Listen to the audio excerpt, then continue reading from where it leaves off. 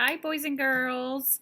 I'm going to read a book about fall because yesterday was a very windy and rainy day, and my backyard is full of leaves. I don't know if your yard or your lawn is full of leaves, but mine is. I think a lot of them fell yesterday because of the wind.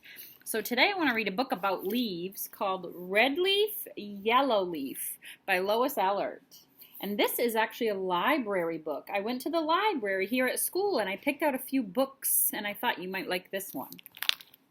These are the front pages, and actually this right here, I'll show it to you. It's like a little sleeve that the book goes in right here. This is called the book jacket. The book jacket keeps the book safe. So a lot of times you'll see a book jacket on a book from a library. Look at the front pages. It has a leaf right here. Anybody know what that leaf is? It looks like a maple leaf from a maple tree. Red leaf, yellow leaf. I've been saving this little leaf from my sugar maple tree so I could show it to you. I love my tree. It was born long before I was. The wind blew seeds from the big maple trees in the woods. They twirled and whirled as they fell to the ground. These are the seeds of the maple tree. Just like we did the seeds of an apple tree, right? They start out as the apple seeds, the pips. This starts out as a seed too. Seeds the squirrels didn't find lay sleeping among the leaves until they were covered with snow. Remember, we talked about this. What comes after fall? The snow comes and it becomes winter, right? When spring sun warmed the seeds, they sprouted and sent roots down into the soil. Tiny leaves unfolded on their stems. After winter is spring, right? I think my tree would have been happy to stay there forever. But one day, nursery workers came to the woods to collect tree sprouts. See, these are maple tree roots right here. They're collecting them. What are these called? Anybody know? Those are garden gloves, right? They help you hold things so your hands don't get pricked. They transplanted the sprouts and tended them year after year. Just as the trees were settling in, they were measured and marked and uprooted again. We know what this is. What bird is that? That's a chickadee, right? Like Maine's bird, chickadee-dee-dee, because we all live in the state of Maine. Each ball of roots was wrapped and tied with twine. See the twine?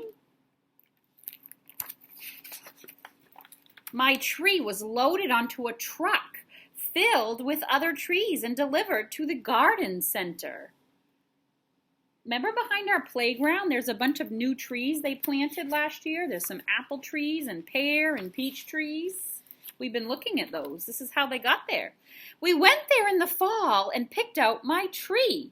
Dad had a hole already dug, waiting for it. This is a silver maple tree. This is Norway maple, and this one's a sugar maple tree. So 3 different kinds of maple trees. When we got home, we lowered my tree into the hole. I held the trunk while Dad covered the roots with soil. Remember, we talked about what's good for soil. What are those? Worms, right? They help turn the ground for us.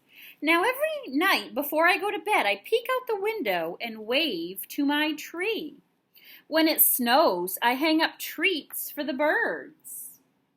Bird feeders, right?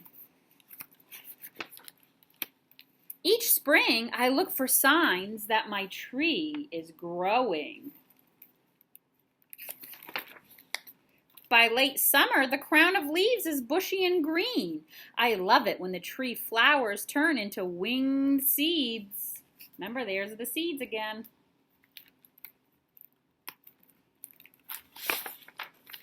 But if you want to visit my tree, come in the fall. Remember, it's fall right now. And what happens in fall? Are these green anymore? No, right? Because our leaves change colors. They turn different colors. They turn what colors here? Some red and some yellow, right? Maple trees like to turn red and yellow. That's my favorite time. Can you guess why? And these tell us a little bit about leaves and buds and the seeds from the trees. This one's the sugar maple, and that's another sugar maple. See how one's yellow and one's red? The end. And the end pages are the leaves again. I hope you guys have a wonderful afternoon. Maybe you can go outside and see if you have a maple tree in your yard. And you might be able to see that they're turning yellow or red, or maybe some have even fallen to the ground. I have a lot of oak trees in my backyard, which has a lot of acorns as the seeds. And I'm going to pick up some of those acorns. I'm going to bring them to school so you can see them. And maybe we'll count with them and look at them. Have a great day. Bye, boys and girls.